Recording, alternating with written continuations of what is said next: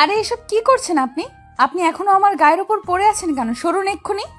মেয়ে মানুষ দেখলেই হলো, শরীরে আর কোনো হুঁশ থাকে না, তাই না? এই যে ম্যাডাম, ভদ্রভাবে কথা বলুন। আপনার শরীরে কি এমন আছে যে আমি আপনার শরীরের সঙ্গে ঘেঁষতে আসব? আমি যথেষ্ট ভদ্র ফ্যামিলির ছেলে। আমার এসব মতলব আর কোনো চিন্তা কখনো মাথায় আসে না। সেটা আমাকে আর বুঝিয়ে বলতে হবে না, সেটা তো আমি নিজের চোখে দেখতেই পাচ্ছি যে না। আমি ফোনের কথা বলতে বলতে অমনোযোগী হয়ে এদিকে আসছিলাম, আর তখনই আপনি ইচ্ছে করে আমার সাথে ধাক্কা খেয়ে পড়ে গেলেন। আর এখন বলছেন আপনি ভদ্র ফ্যামিলির ছেলে, আর এটাও আমাকে বিশ্বাস করতে হবে? কেন? এখানে অবিশ্বাস করার কি আছে? আর আপনি নিজেকে কি মনে করছেন? আপনি অবিশ্বাস করলেই বা আমার কি যায় আসে? আপনি তো আমার তেমন কেউ নন যে আপনার বিশ্বাস অবিশ্বাসে আমার কোনো কিছু যায় আসে। এই কথা বলতে বলতে নীল সেখান থেকে কেটে পড়ল, কারণ একটু দূরে তার বন্ধুরা দাঁড়িয়ে আছে। আর তার বন্ধুরা দাঁড়িয়ে দাঁড়িয়ে এসব কাণ্ড দেখছিল। আসলে সে তার বন্ধুদের সঙ্গে এক জায়গায় ঘুরতে যাচ্ছে।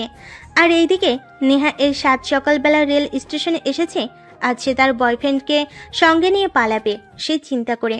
সে তার বয়ফ্রেন্ডের সঙ্গে দীর্ঘ 1 বছর ধরে রিলেশনে আছে, আর এখন তার ফ্যামিলি থেকে বিয়ের জন্য চাপ দিচ্ছে। সেই জন্য সে তার বয়ফ্রেন্ডকে নিয়ে পালাতে চাইছে।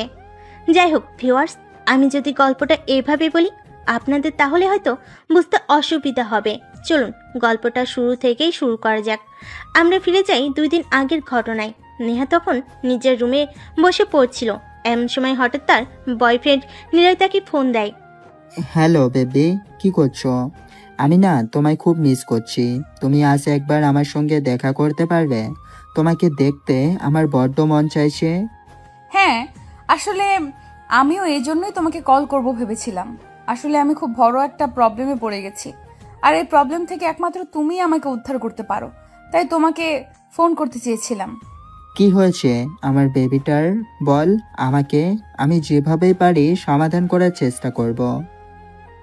আমি তোমাকে ফোনে কিছু বলতে চাইছি না। তুমি আজ বিকেলে রেস্টুরেন্টে আমার সঙ্গে দেখা করো, সেইখানেই আমি তোমার সঙ্গে সব কিছু খুলে বলবো। ওকে? ওকে বেবি, আমি তাহলে এখন রাখছি। টাটা, বাই বাই, আল্লাহ হাফেজ।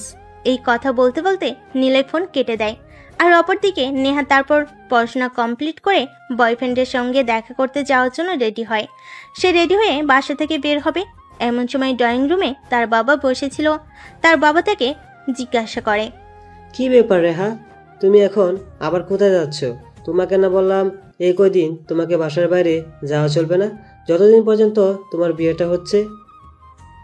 বাবা, আসলে আমার বন্ধু আনিকা খুব অসুস্থ আছে, হসপিটালে আছে, তাই আমাকে এক্ষুনি যেতে হবে। আজকেই লাস্ট, আজকের পর আর আমি কখনোই বাসা থেকে বের হব না। আচ্ছা ঠিক আছে, কোনো সমস্যা নেই। তবে একটা কথা মনে রেখো, শুধু তোমার বন্ধু অসুস্থ বলে কিন্তু তোমাকে বাসা থেকে বের হতে দিচ্ছি। তাছাড়া কিন্তু তোমাকে আমি কোনোভাবেই বাসা থেকে বের হতে দিতাম না। তখন নেহা কোনো রকমে বাসা থেকে বের হয়ে আসে আর রেস্টুরেন্টে চলে আসে। সেখানে এসে দেখে তার বয়ফ্রেন্ড অনেকক্ষণ ধরে অপেক্ষা করছে তার জন্য। তাকে দেখতে পেয়েই তার বয়ফ্রেন্ড বলে ওঠে, হাই বেবি, তোমার এত লেট হলো কেন? আমি তো সেই কখন থেকে তোমার জন্য অপেক্ষা করছিলাম, আর অপেক্ষা করতে করতে একদম বোর হয়ে যাচ্ছিলাম। I am so sorry baby. আসলে আমার বাবা আমাকে কোনোভাবেই বাসা থেকে বের হতে দিচ্ছিল না, তাই এতটা লেট হয়ে গেছে। যাই হোক, আজ আমি তোমাকে সবকিছু খুলে বলবো। হ্যাঁ বেবি, তুমি আমাকে কি বলতে চাও বলো। আমি তো সেই কতক্ষণ ধরে তোমার কথা শুনবো বলে অপেক্ষা করে বসে আছি। আমার বাবা মাকে বিয়ের জন্য চাপ দিচ্ছেন। ওনার এক পরিচিত লোকের ছেলের সঙ্গে আমাকে বিয়ে দিতে চান, কিন্তু আমি দীর্ঘদিন ধরে তোমার সঙ্গে আছি। আমি তোমাকে ছাড়া অন্য কাউকে বিয়ে করতে পারবো না। কিন্তু বেবি, আমি তো এখনো পড়াশোনা করছি, চাকরি করছি না। আমার বাবা মাও তো এখনো আমাকে বিয়ে করতে দেবে না। আমি যদি আমার বাবার সঙ্গে আমার বিয়ের বিষয়ে কোনো কিছু বলি, তাহলে হয়তো আমার বাবা আমাকে বাড়ি থেকেই বের করে দেবে। আমি অত কিছু শুনতে চাই না। আমি জাস্ট তোমার মুখ থেকে এইটুকুই শুনতে চাই, তুমি আমার সঙ্গে সম্পর্কটা রাখবে নাকি রাখবে না। আমি তোমাকে সম্পর্ক কেন রাখবো না? আমি তো অবশ্যই তোমার সঙ্গে সম্পর্ক রাখতে চাই, কিন্তু একটা বিষয় তোমাকে বুঝতে হবে। দেখো, টাকা পয়সা ছাড়া তো এই দুনিয়ায় কিছুই হয় না। আমি চাকরি করি না, যেহেতু আমার কাছে কোনো টাকা পয়সা নেই, তাই আমরা যদি কিছু একটা করি তখন টাকা পয়সা কোথায় পাবো বলো? টাকা পয়সা নিয়ে তোমাকে কোনো চিন্তা করতে হবে না। আমার অ্যাকাউন্টে যথেষ্ট টাকা রেখেছেন আমার বাবা। আমরা ওই টাকা দিয়ে অনেক দিন চলে যেতে পারবো। আর এর মধ্যে তোমার চাকরির একটা বন্দোবস্ত হয়ে যাবেই। তাছাড়া আমার মা আমার বিয়ের জন্য অনেক স্বর্ণের গহনা বানিয়ে রেখেছেন। আমি প্রয়োজন হলে সেই গহনাগুলো আমার সঙ্গে নিয়ে আসব। কথাটা শুনে নিলয় যেন কোনোভাবেই নিজের লোভ সামলাতে পারছিল না। নিজের লোভ সামলাতে না পেরে নিলয় নেহাকে বলে, ঠিক আছে বেবি, আমি তোমার বুদ্ধি শুনে খুবই খুশি হয়েছি। আসলে আমার জীবনে তোমার মতো একটা মেয়ে মানুষের খুব প্রয়োজন, সেটা আমি খুব ভালোভাবেই বুঝতে পারছি। যাই হোক, হলে তুমি আগামী পরশুদিন সকালে কমলাপুর রেল স্টেশনে চলে আসবে। সেখান থেকে আমরা ট্রেনে কুমিল্লা চলে যাব। তারপর সেখান থেকেই শুরু হবে আমাদের নতুন জীবনের পথ চলা। ঠিক আছে, তাহলে এই কথাই রইল। এখন তুমিও বাসায় যাও আর আমিও বাসায় যাই। এই কথা বলে নিলয় আর নেহা দুজনেই যার যার বাসায় চলে যায়। আর এদিকে নেহা বাসায় এসেই পালানোর জন্য ব্যাগপত্র গোছাতে শুরু করে। তার কাছে নগদে যত টাকা পয়সা ছিল, তার মায়ের কিনে রাখা স্বর্ণের গহনা ছিল, সব কিছু সে নিজের ব্যাগে নিয়ে নেয়। এদিকে দেখতে দেখতে তার বাড়ি থেকে বের হয়ে যাওয়ার সময় ঘনিয়ে এলো রাত 3টা বাজে। এমন সময় সে নিলয়কে ফোন করে। নিলয় তখন ঘুমাচ্ছিল। এত রাতে তাকে কেউ ফোন করে বিরক্ত করুক, এটা তার পছন্দ নয়। তাই সে অনেকটা রেগে গিয়ে ফোনটা রিসিভ করে বলে, এই নেহা, তোমার কি খেয়ে দেয়ে কোনো কাজ নেই? এত রাতে কেউ কাউকে ফোন করে? তুমি তো জানো এখন আমার ঘুমানোর সময়। নিলয়, তুমি সব কি বলছো? আজ তো তোমার আর আমার পালিয়ে যাওয়ার ডেট। আমি তো সবকিছু গুছিয়ে রেডি হয়ে বসে আছি। একটু পরে বাসা থেকে বের হব, আর এখন তুমি আমাকে এই কথা বলছো? সরি বেবি, আসলে আমার এই কথাটা মনে ছিল না, একদম ভুলে গেছিলাম। তুমি কোনো চিন্তা করো না, আমি এক্ষুনি রেডি হয়ে বাসা থেকে বের হচ্ছি। এই কথা বলতে বলতে নিলয় ফোন কেটে দিয়ে দেখে নেহা কিছুক্ষণের মধ্যেই বাসা থেকে বের হয়ে যায়। আর বাসার সামনে সে আগে থেকে একটা সিএনজি রিজার্ভ করে রেখেছিল। তারপর সিএনজি করে কমলাপুর রেল স্টেশনে ভোর 4টার মধ্যে চলে আসে। স্টেশনে পৌঁছে একের পর একটা ফোন করে যাচ্ছে নিলয়কে, কিন্তু নিলয় ফোন তুলছে না। এটা দেখে নেহা প্রচণ্ড পরিমাণ ক্ষেপে যেতে শুরু করে। লাস্ট বার যখন নেহা নিলয়কে ফোন করে, তখন নিলয় ফোনটা তুলে আর রিসিভ করে অপর পাশ থেকে বলতে থাকে, বেবি, একটা সর্বনাশ হয়ে গেছে। আমি যখন বাসা থেকে বের হচ্ছিলাম তখন আমার বাবা আমাকে দেখে ফেলেছে। এখন আমার বাবা আমাকে রুমে আটকে রেখেছে। তুমি 10 মিনিট ওয়েট করো, আমি দেখছি, যেভাবে পারি চলে আসব। এই কথা বলে নিলয় ফোনটা কাটিয়ে তারপর বাসা থেকে বের হয়। আসলে ঘটনা এরকম কিছুই না। নিলয় ব্যাচেলার একটা ছেলে, তার বাবা মা শহরে থাকে না।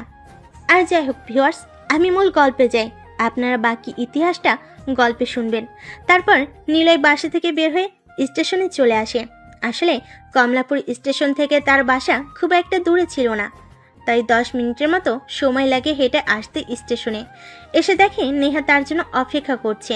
তখন নেহার পাশে গিয়ে বসে আর নেহাকে বলে, নেহা, আমি তোমার বাবার চোখে ফাঁকি দিয়ে চলে এলাম, কিন্তু এখন কথা হচ্ছে তুমি যা যা বলেছিলে সব কিছু এনেছো তো?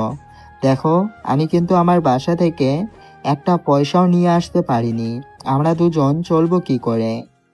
আরে বাবা, আমি তোমাকে বললাম তো এই বিষয়ে তোমাকে কোনো চিন্তা করতে হবে না। আমি সব কিছু গোছগাছ করে তারপরে বাসা থেকে বের হয়েছি। এই যে আমার পাশটা দেখতে পাচ্ছো, এটা ভর্তি টাকা আর গহনা। আর আমার অ্যাকাউন্টে তো যথেষ্ট অ্যামাউন্ট আছেই, তাই তোমার চিন্তার কোনো কারণ নেই। তুমি সত্যি বলছো তো? আমার কিন্তু একদম বিশ্বাস হচ্ছে না। তুমি আমাকে একটু দেখাও তো দেখি। তখন নেহা তার পার্স খুলে সবগুলো টাকা আর গহনা নিলয়কে দেখে। এটা দেখে নিলয় কোনোভাবেই লোভ সামলাতে পারে না, তাই নিলয় নেহাকে বলে, বেবি শোনো, এটা কমলাপুর রেল স্টেশন। এখানে চুরির টাকা দিলে হয় হামেশাই হয়ে থাকে। আর তুমি তো মেয়ে মানুষদেরকে চোর ডাকাতেরা একটু বেশি সহজ সরল মনে করে। তাই একটা কাজ করো, তোমার এই পার্সটা আমার কাছে দাও, আমি আমার কাছে রাখি, তাহলে এটা সবচেয়ে বেশি নিরাপদ থাকবে। নেহা তখন আর দুবার চিন্তা না করে তার পার্সটা নিলয়ের হাতে তুলে দেয়। আর তখনই নিলয় নেহাকে বলে, বেবি, তুমি এখানে 2 মিনিট ওয়েট করো, আমার না খুব জোরে হিসু পেয়েছে, পাশেই টয়লেট আছে, আমি হিসু করে এক্ষুনি চলে আসবো। আচ্ছা ঠিক আছে, কোনো সমস্যা নেই, তুমি এক্ষুনি চলে আসবে। ট্রেন ছাড়তে আরো 25 মিনিট সময় বাকি আছে। এই কথা বলে নিলয় সেখান থেকে চলে যায়। আর এদিকে নেহা বসে বসে নিলয়ের জন্য অপেক্ষা করতে থাকে। কিন্তু 2 মিনিট, 5 মিনিট, 10 মিনিট, 15 মিনিট পেরিয়ে যায়, নিলয়ের আসার নাম গন্ধ নেই। এদিকে নেহা ফোন করতে থাকে, কিন্তু ফোন সুইচ অফ বলছে। নেহা কিছু ভাবতে পারছে না নিলয়ের কিছু হয়েছে। যখন ট্রেন ছাড়তে আর 5 মিনিট বাকি, তখন নিলয়কে ফোনে পাওয়া যায়। আর তখনই নেহা বলতে থাকে, কি ব্যাপার নিলয়, কোথায় তুমি? তুমি তো আমাকে বললে অপেক্ষা করতে, তারপর কোথায় চলে গেলে? আর এখন আসছো না কেন? একটু পরে তো ট্রেন ছেড়ে দেবে। বেবি, সর্বনাশ হয়ে গেছে। আমি যখন স্টেশন থেকে বের হলাম, তখনই আমার বাবা কিছু ছেলেপেলে নিয়ে আমাকে ধরে বেঁধে বাসায় নিয়ে এসেছে। আমার মনে হয় আজ আর তোমার সঙ্গে পালানো হবে না। বাই বেবি, আমাকে ক্ষমা করে দাও। এই কথা বলে আর কোনো উত্তরের অপেক্ষা না করে নিলয় ফোনটা কেটে দেয়। আর এদিকে নেহা কি করবে কিছুই ভাবতে পারছে না, কারণ সে বাড়ি থেকে এতগুলো টাকা আর গহনা নিয়ে পালিয়ে এসেছে। এখন সে খালি হাতে কিভাবে বাসায় ফিরে যাবে? আর বাসায় ফিরে গিয়েই বা বাবা মাকে কি বলবে, কিছুই ভাবতে পারছে না। তাই সে আনমনা হয়ে রেল স্টেশনে হাঁটছিল। আর তখনই তার নীলার সঙ্গে ধাক্কাটা লাগে। তারপরের ঘটনা তো আপনারা দেখলেনই। চলুন এখন আমরা বর্তমান সময়ের গল্পটা বলি। নেহা তখন আনমনা হয়ে রেল স্টেশনে এক পাশে গিয়ে বসে। আর নীল তখন বন্ধুদের সাথে কথা বলছিল। এমন সময় হঠাৎ তার বাড়ি থেকে ফোন আসে। কি রে নীল, কোথায় তুই? তোর রুমের দরজা খোলো। আর তুই রুমে নেই, এত রাতে কোথায় গেছিস? মা, তুমি এত তাড়াতাড়ি কিভাবে সবকিছু ভুলে যাও আমি সেটাই বুঝতে পারছি না। তোমাকে তো আমি বলেছিলাম আজ আমি আমার বন্ধুদের সঙ্গে ঘুরতে যাইতেছি কক্সবাজার, কিন্তু তুমি এত তাড়াতাড়ি কিভাবে ভুলে গেলে? ও, আসলে আমার এটা তো মনেই ছিল না। কিন্তু একটা কথা খুব দুঃখের সাথে তোকে বলতে হচ্ছে, আজ তোর ঘুরতে যাওয়া হবে না। কারণ আজ দুপুরে তোর বাবা বাড়িতে আসবেন। তখন তোর বাবা ওনার পরিচয় তো একজনের মেয়ের সঙ্গে তোর বিয়ের কথা বলছেন, তাই তোর ঘুরতে যাওয়া হবে না। মানে কি? আমি তো তোমার কথা রাখা ওরা কিছুই বুঝতে পারছি না। আমি এখন বিয়ে করছি না, তো আমি এখন পড়াশোনা নিয়ে ব্যস্ত থাকতে চাই। ওসব কথা আমাকে বলে কোনো কাজ হবে না বাবা। তোমার বাবা যখন সিদ্ধান্ত নিয়েছেন তোমার বিয়ে দেবেন, তখন সেটাই হবে। তুমি তো খুব ভালো করেই জানো। আর তোমার বাবা ওনার মুখের উপর কথা বলা একদমই পছন্দ করে না। তাই আমিও তোমার কাছে আশা করব তুমি এই বিষয়ে আর কোনো ঝামেলা না করো। দেখো মা, এখন আমি কমলাপুর রেল স্টেশনে আছি, একটু পরে আমরা ট্রেনে উঠব, আর এখন তুমি এমন কথা বলছো? হ্যাঁ বাবা, আমি বলতে বাধ্য হয়েছি, তাই আর কোনো উপায় নেই। তুমি এক্ষুনি ফিরে আসো।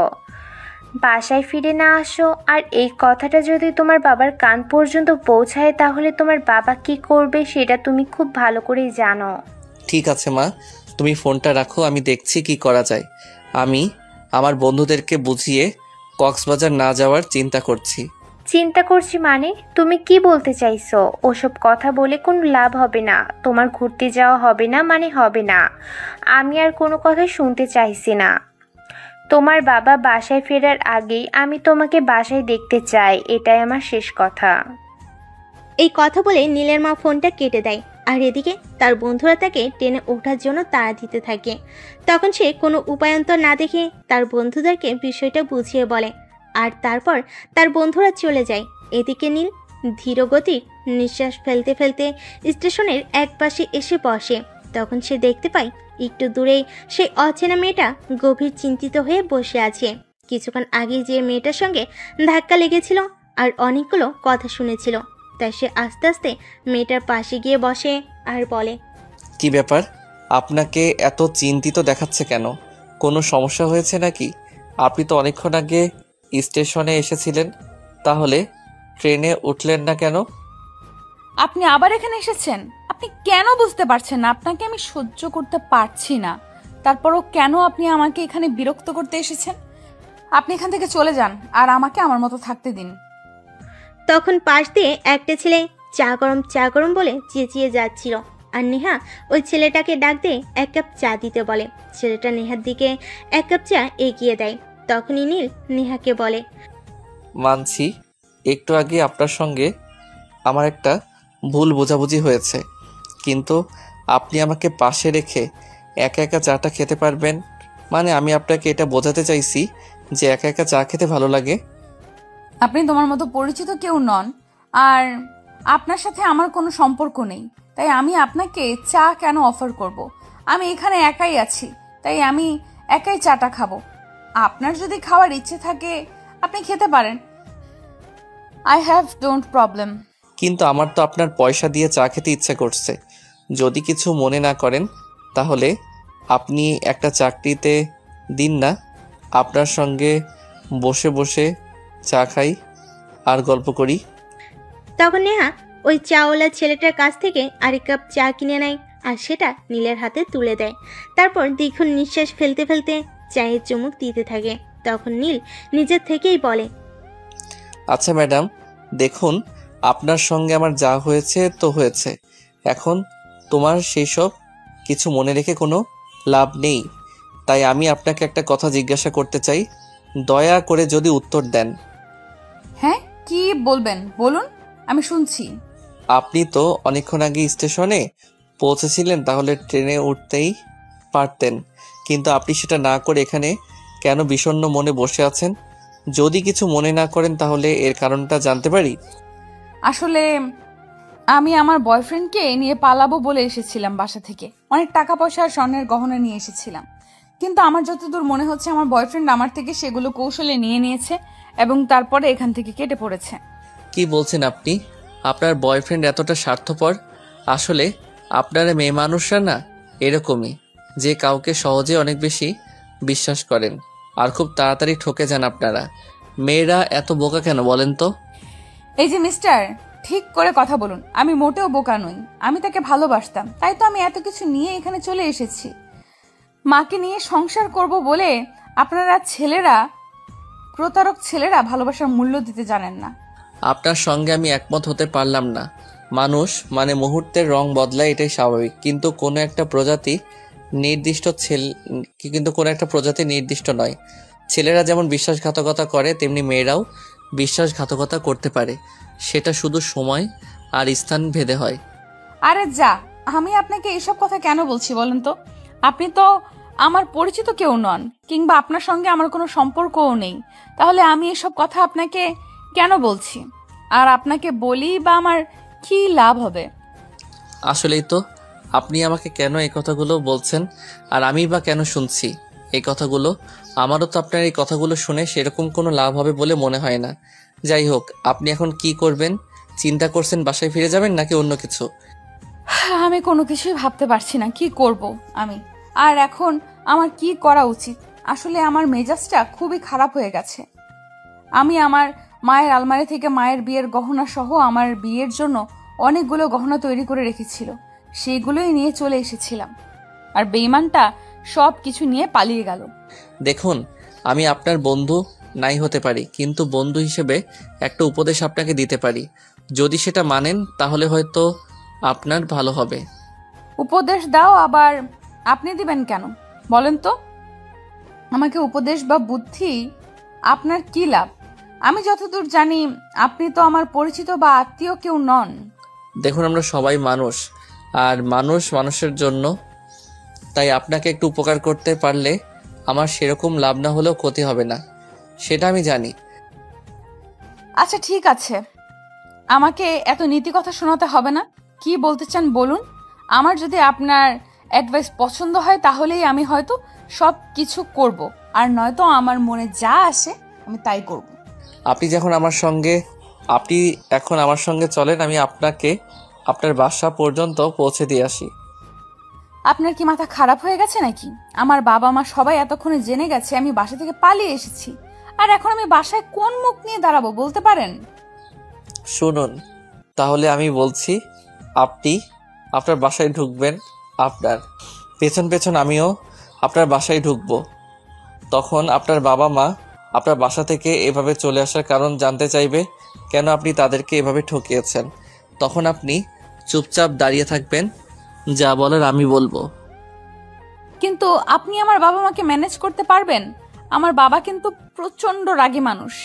আমার বাবাকে কিন্তু সহজে কেউ কোনো কথা শোনাতে পারে না।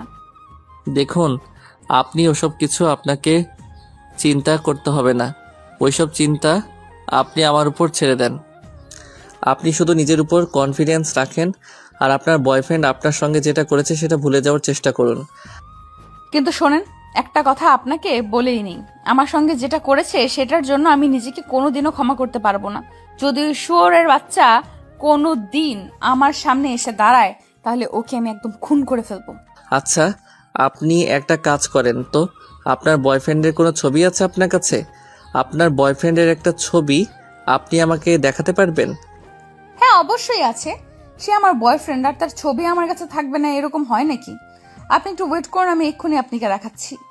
এই কথা বলে নেহা তার ব্যাগ থেকে মোবাইলটা বের করে আর মোবাইল বের করে নীলকে নীলের একটা ছবি দেখায়। আর তখন নেহা নীলকে বলে, এই যে দেখুন, এটাই আমার বয়ফ্রেন্ড। দেখুন তো চিনতে পারেন কিনা? হ্যাঁ, আমি তো আপনার বয়ফ্রেন্ডকে চিনি। সে তো আমাদের এলাকাতেই থাকে।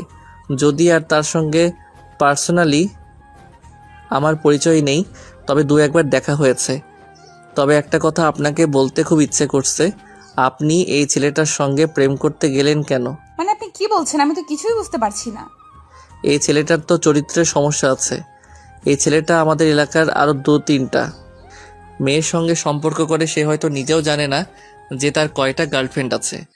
কি বলছেন আপনি? আমি তো নিজেকে বিশ্বাসই করতে পারছি না। যার সঙ্গে এতদিন ধরে সম্পর্কে আছি তার বিষয়ে আমি কোনো কিছু জানি না। আপনি সত্যি বলছেন নাকি আমাকে?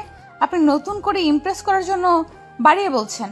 দেখুন ম্যাডাম, আপনাকে ইমপ্রেস করার মতো ইচ্ছা আর কারণ কোনোটাই আমার নেই। শুধু আপনি কেন, কোনো মেয়েকে ইমপ্রেস করার ইচ্ছা আমার নেই। আর যদি থাকতো তাহলে হয়তো এতদিনে আপনার বয়ফ্রেন্ডের মতো আমারও বেশ কয়েকটা গার্লফ্রেন্ড আমার পকেটে থাকতো। তাছাড়া প্রেম টেম করার মতো যোগ্যতাও আমার নেই। আচ্ছা ঠিক আছে, ওইসব কথা এখন বাদ দেন। আপনি আমাকে অন্য কিছু বলতে চেয়েছিলেন, সেটাই বলুন। আচ্ছা ঠিক আছে, ওইসব কথা এখন বাদ দেন। আপনি আমাকে অন্য কিছু বলতে চেয়েছিলেন, সেটাই বলুন। হ্যাঁ, আমি যেটা বলছিলাম সেটাই আপনাকে বলি। আপনার বয়ফ্রেন্ড নীল একটা দুশ্চরিত্র ছেলে। সে মেয়েদেরকে শুধু ব্যবহার করে। আচ্ছা একটা কথা, আপনি বললেন তো আপনার বয়ফ্রেন্ড নীলই আপনাকে মাঝে মধ্যেই রুম ডেটের অফার করতো, তাই না? হ্যাঁ, সে আমাকে 2-3 বার রুম ডেটের অফার করেছে, কিন্তু আমি সেরকম মেয়ে নই। আমি ভদ্র ফ্যামিলির মেয়ে। আমি কেন তার সঙ্গে বিয়ের আগে তার সঙ্গে ফিজিক্যাল রিলেশন করতে যাব? ও যাই হোক, তাহলে আপনি বড় বাঁচা বেঁচে গেছেন। আর যদি আপনি তার সঙ্গে ফিজিক্যাল রিলেশন করে ফেলতেন তাহলে হয়তো বিষয়টা অন্য কিছু হয়ে যেত। যেমন ধরুন, আপনি যদি তার সঙ্গে ফিজিক্যাল রিলেশন করতেন, অ্যাক্সিডেন্টলি আপনি যদি প্রেগনেন্ট হয়ে যেতেন তাহলে কি করতেন? হ্যাঁ, আমি তো এখন সেই চিন্তাটাই করছি। আমি যদি অ্যাক্সিডেন্টালি প্রেগনেন্ট হয়ে যেতাম তাহলে আমি কি করতাম? বড়জোর বেঁচে গেছি যে আমি তার সঙ্গে ফিজিক্যাল রিলেশনে জড়াইনি। যাই হোক, ওসব কথা এখন বাদ দিন। চলুন আপনাকে বাসা পর্যন্ত এখন পৌঁছে দিই, তারপর যা হওয়ার তাই হবে। বলতে বলতে নীল নেহাকে নিয়ে স্টেশন থেকে বের হয় আর একটা অটো রিক্সা করে নেহার বাসা পর্যন্ত চলে আসে। বাসার সামনে এসে রিক্সা দাঁড়াতেই নেহা নীলকে বলে, দেখুন, আমার খুব ভয় করছে। আমার বাবা কিভাবে রিয়েকশন করবে আমি সেটাই বুঝতে পারছি না। আমাকে তো বললাম এত চিন্তা করার কিছুই নেই। আপনি আমার উপর ভরসা রাখুন, যা হয় আমার উপরই হবে। আর চিন্তা করার কিছুই নেই। সো প্লিজ আপনি শুধু ভিতরে নিয়ে চলেন আমাকে। তখন নেহা মাথা নাড়িয়ে হ্যাঁ সূচক সম্মতি জানিয়ে সিঁড়িতে উপরে উঠতে থাকে। তাদের ফ্ল্যাট 4 তলার, নিচের 3 ফ্ল্যাট ভাড়া দেওয়া।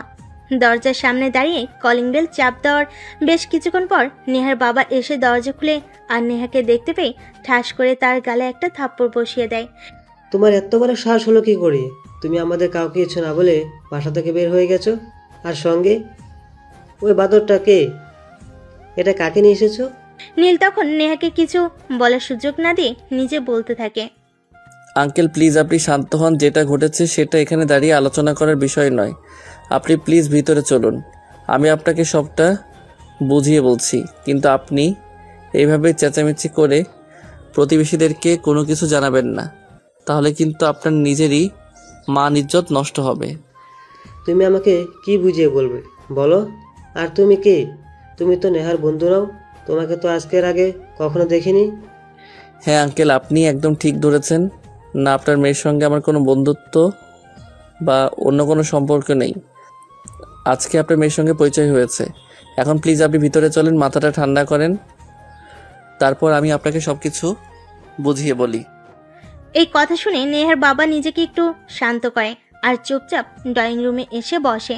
তারপর কিছুক্ষণ পর নীলের দিকে তাকিয়ে বলে, আমি কিন্তু আর ধৈর্য ধরে রাখতে পারছি না। তুমি কি বলবে বলো, তা না হলে কিন্তু আমার মেজাজ খুব খারাপ হয়ে যাচ্ছে। এমনিতেই মাথা গরম আছে। হ্যাঁ দেখুন আঙ্কেল, আমি যেটা বলবো তারপর আপনার রিয়াকশন কি হবে সেটা আমি সত্যিই জানি না, কিন্তু সত্যি সেটা আপনাকে জানতেই হবে। আপনার মেয়ে একটা ছেলের সঙ্গে রিলেশনে ছিল, কিন্তু আপনি নাকি আপনার মেয়ের জন্য বিয়ের সম্বন্ধ করছেন, তাই আপনার মেয়ে সেই ছেলেটার সঙ্গে পালিয়ে যাওয়ার জন্য বাড়ি থেকে বের হয়ে চলে গিয়েছিল। নেহা, তোমার এত বড় দুঃসাহস হবে সেটা আমি কল্পনাতেও চিন্তা করিনি। তুমি আমার মেয়ে সেটা ভাবতেও আমার ঘেন্না লাগছে। আঙ্কেল প্লিজ আপনি শান্ত হন, আমি আপনাকে কি বলতে চাইছি সেটা আগে আপনি শুনুন, তারপর যা বলার বলুন। তখন নেহার বাবা নিজেকে একটু শান্ত করে সোফায় বসেন আর নীলকে বলতে বলেন। তখন নীল বলতে থাকে, হাসালি আঙ্কেল, যে ছেলেটার সঙ্গে আপনার মেয়ে রিলেশনে ছিল সেই ছেলেটা একটা প্রতারণা করে আপনার মেয়েকে ঠকিয়েছে, তাই আপনার মেয়ে এসব কিছুই সহ্য করতে না পেরে আত্মহত্যা করতে গিয়েছিল, আর সেখান থেকে আমি তাকে বাঁচিয়ে নিয়ে এসেছি। তুমি এই মেয়েটাকে বাঁচালে কেন? এই মেয়েটার তো মরে যাওয়া উচিত ছিল। যে মেয়ে নিজের বাবা মায়ের মান সম্মানের কথা চিন্তা করে না, সে মেয়ে বেঁচে থেকে কী লাভ? সে তো মেয়ে নামে কলঙ্ক। আঙ্কেল প্লিজ আপনি শান্ত হন। দেখুন, আমি আপনার মেয়ের সাথে কথা বলে জানতে পারলাম যে নেহা আপনাদের একমাত্র মেয়ে, আর একমাত্র মেয়ে যে বাবা মায়ের কথাটা প্রিয় হয় সেটা আমি খুব ভালো করে জানি। তাকে অনেক কষ্ট করে বুঝিয়ে সুজিয়ে আপনার এখানে নিয়ে এসেছি, কারণ আমি এটা খুব ভালো করে জানি আপনি উপরে যতই রাগ দেখাচ্ছেন না কেন আপনার মেয়েকে আপনি প্রচণ্ড ভালোবাসেন। যে মেয়ে নিজের বাবা মায়ের ভালোবাসার কথা চিন্তা করে না, যে বাবা মা তাকে 20টা বছর ধরে আদর করে যত্ন করেছে, সেই বাবা মায়ের কথা চিন্তা না করে বয়ফ্রেন্ডের সঙ্গে পালিয়ে যাওয়ার চিন্তা করি, সেই মেয়েকে আর যাই হোক ভালোবাসা যায় না। এই কথাটা আপনি বুকে হাত দিয়ে বলতে পারবেন? যদি হাত দিয়ে বলতে পারেন তাহলেই আমি বিশ্বাস করব, নয়তো বলবো আপনি শুধু মুখেই বলছেন। তখন নেহার বাবা আর কোনো কথা বলে না, চুপচাপ বসে আছে। আর তখনই নীল নেহাকে বলে, দেখলে তো, তুমি তো বয়ফ্রেন্ডের সঙ্গে রাগ করে নিজেকে শেষ করে দিতে চাইছিলে, আর তুমি নিজেকে যদি শেষ করে দিতে তাহলে তোমার বাবা মা কতটা কষ্ট পেত। হয়তো তোমার মৃত্যুর খবর শুনে তারাও হয়তো স্ট্রোক করে মারা যেত, কারণ তুমি তোমার বাবা মায়ের একমাত্র আদরের সন্তান। এই কথা বলতে বলতে নীল নেহাকে চোখের ইশারায় তার বাবার পা ধরে ক্ষমা চাইতে। তখনই নেহা হাউমাউ করে কাঁদতে কাঁদতে তার বাবার পায়ে জড়িয়ে ধরে বলতে থাকে, বাবা প্লিজ আমাকে তোমরা ক্ষমা করে দাও, আর কখনোই এমন কাজ করব না। জীবনে যা ভুল করার করেছি, আর কোনো ভুল করব না। এখন থেকে তোমরা যা বলবে আমি তাই করব। হ্যাঁ আঙ্কেল, নেহা একদম ঠিক কথাই বলেছে। হাজার হোক নেহা আপনাদের সন্তান। নেহার ভুলগুলো যদি আপনারা ক্ষমা না করেন তাহলে সে কোথায় যাবে বলেন?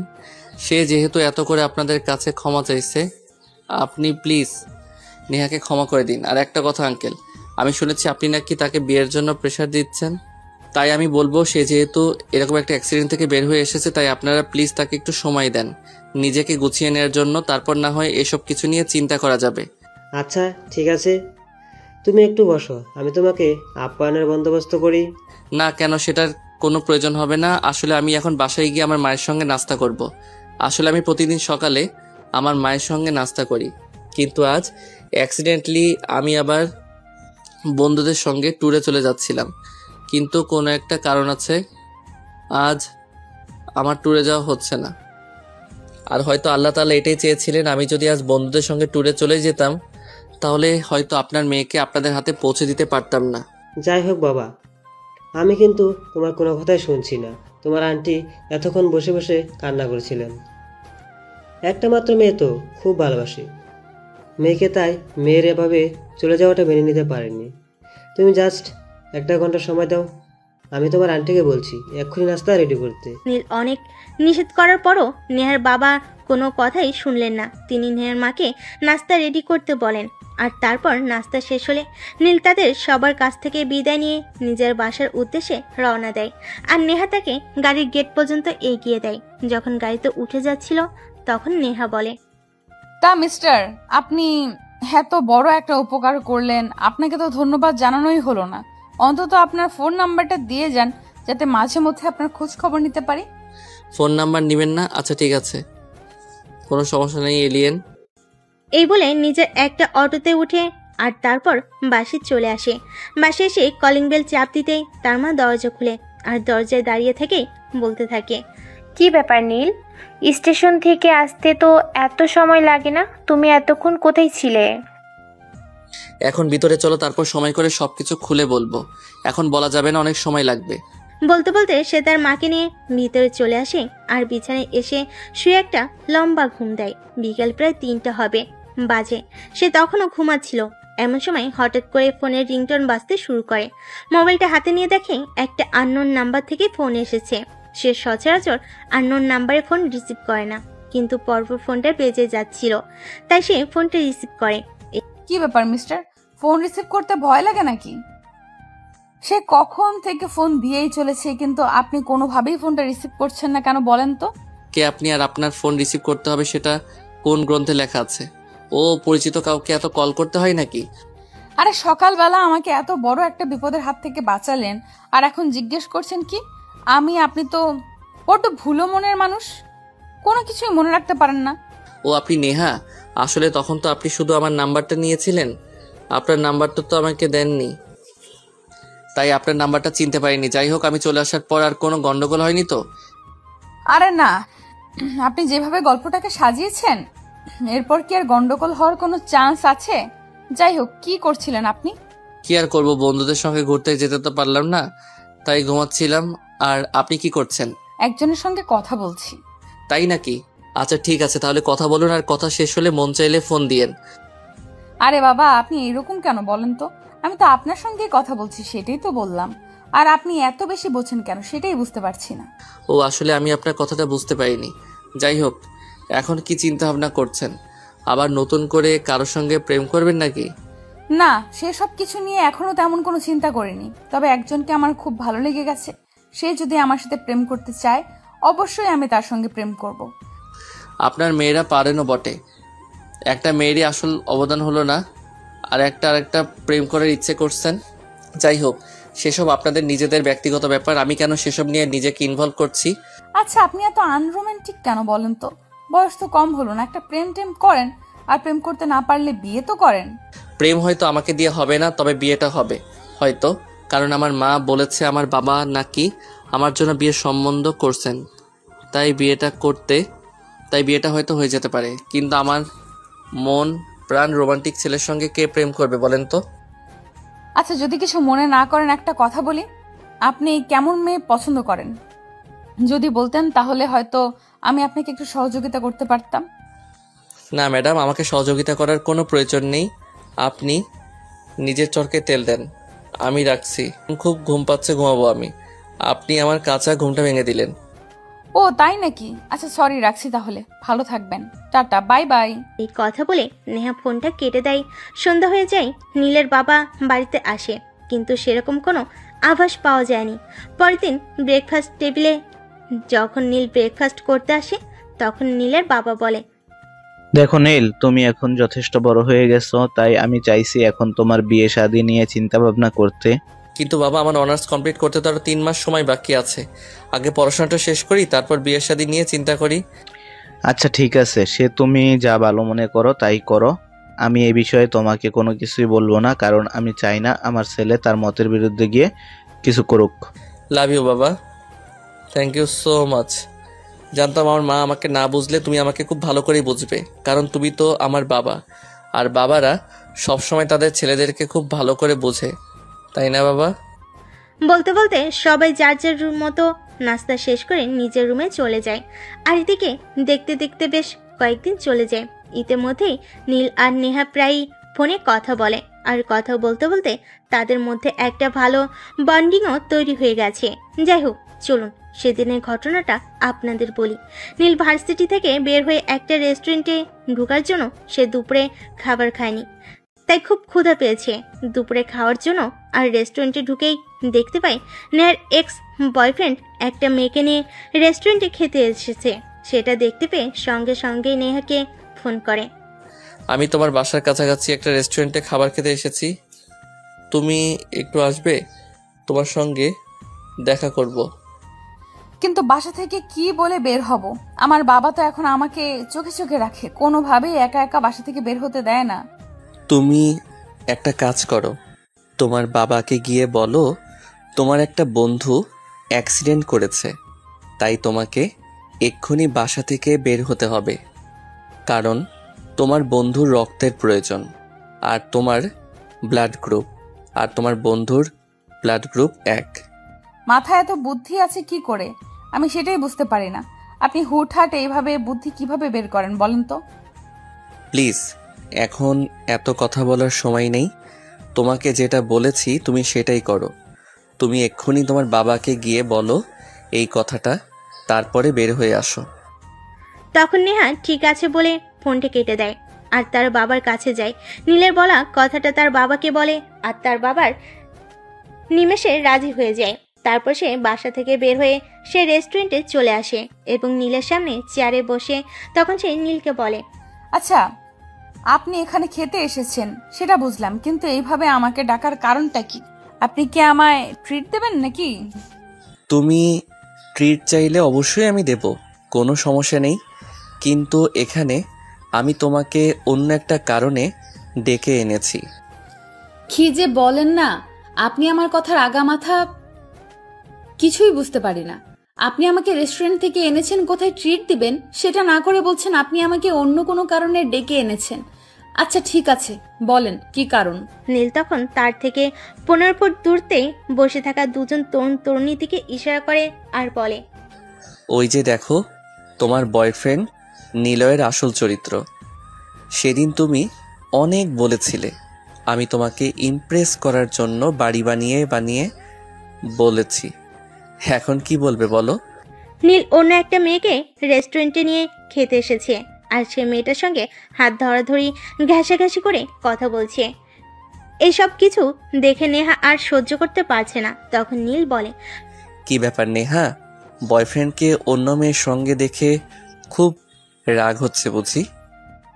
বয়ফ্রেন্ডকে অন্য মেয়ের সঙ্গে দেখে আমি জেলাস ফিল করছি সেরকমটা নয়, আমি শুধু মেয়েটার জন্য আফসোস করছি, কারণ সেও হয়তো আমার মতো বোকা, আর বোকা না হলে এরকম একটা প্রতারকের প্রেমে পড়তো না।